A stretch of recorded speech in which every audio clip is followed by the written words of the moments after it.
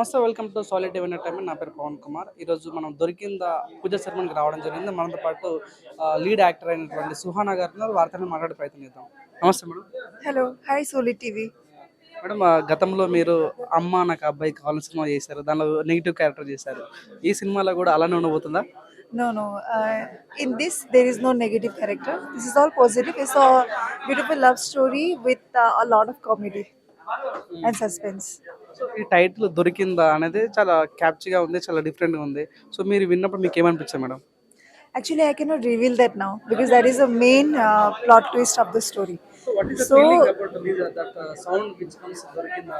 Dorikinda is like it is something that everybody is looking for, but I will not tell what is it right now. Yeah. Can I know how is your character in this movie?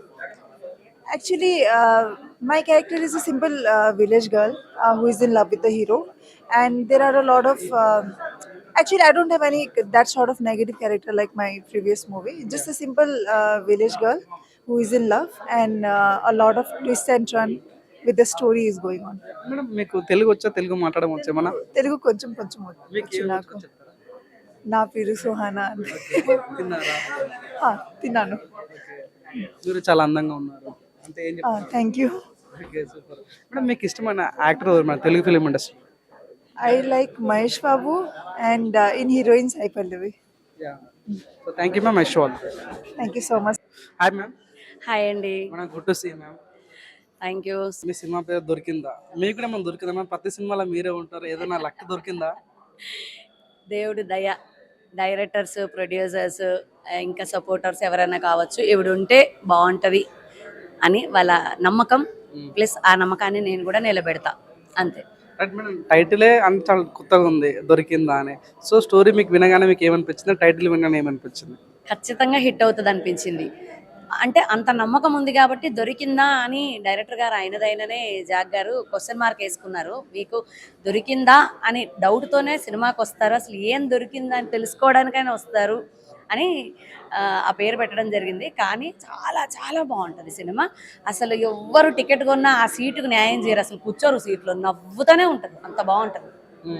అంటే story వినగానే మీకు ఏమనిపించింది madam? First నాకు suit అవుతుంది అనిపించింది, నా తింగరేషాలకు suit అవుతుంది అనిపించింది. మేడం, ఈ సినిమాలో మీ క్యారెక్టర్ అంటే ముందు లాగా ఉండబోతుందా, కొత్తగా ఉండబోతుందా? చాలా కొత్తగా డిజైన్ చేశారు. అసలు అమ్మ అంటే అమ్మలాగా డిజైన్ చేయలేదు, ఒక డిఫరెంట్ క్యారెక్టర్. డిఫరెంట్ అంటే డిఫరెంట్, ఇంకా అసలు చెప్తున్నాను కదా, ఇంక సీట్లలో ఎవరు కూర్చోరు, అంత నవ్వేస్తుంటారు. ఓకే మేడం, ఇప్పుడు అంటే మిమ్మల్ని ఎప్పుడు మమ్మీ లాగానే అమ్మలాగా చూస్తుంటాం. ఎప్పుడన్నా ఫ్యూచర్లో మేము మన విలన్ క్యారెక్టర్, అదే కొద్దిగా విలన్ క్యారెక్టర్ చూసే ఛాన్స్ ఉంటుందా? నా గొంతు సూట్ అవుతుంది, ఎవరైనా నమ్మితే నేను ఏ క్యారెక్టర్ అయినా చేయగలను అనే నమ్మకం నాకు ఉంది. ఫస్ట్ నేను మమ్మీగానే వచ్చిన, చిన్న చిన్న క్యారెక్టర్స్ చేసిన, వాటిలో నిరూపించుకున్నందుకే నాకు మమ్మీకి ఇచ్చారు. ఆ మమ్మీ తర్వాత నన్ను మ్యాడ్ కళ్యాణ్ గారు అండ్ మా అనుదీప్ గారు నన్ను కమెడియన్ చేసేసారు. తర్వాత నేను గట్టిగా కామెడీలోనే నేను విలన్ అయిపోయాను. ఆ తర్వాత ఇప్పుడు నిజంగా విలన్ ఇస్తే కూడా చేస్తాను, నేను చేయగలను, ఆ నమ్మకం నాకు ఉంది. డైరెక్టర్స్, ప్రొడ్యూసర్స్ నమ్మితే నేను కంపల్సరీ చేయగలుగుతాను. తెలుసుకోవచ్చా మీకు ఇష్టమైన హీరో ఎవరు తెలుగు ఫిలిం ఇండస్ట్రీలో?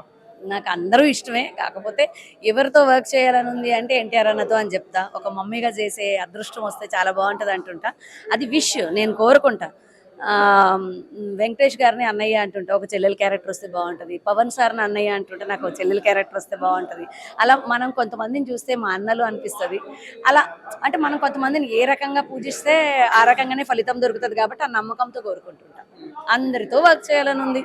నేను అన్నపూర్ణమ్మలాగా నేను ఉన్నన్ని రోజులు ఇండస్ట్రీలో ఉండాలని ఉంది. తెలుసుకోవచ్చా మీ ఫ్యూచర్ ప్రాజెక్ట్స్? తెలుసుకోవచ్చా మీ ఫ్యూచర్ ప్రాజెక్ట్స్ ఏమన్నాయి? ఫ్యూచర్ ప్రాజెక్ట్సా? నాకు అర్థం కాల, సారీ.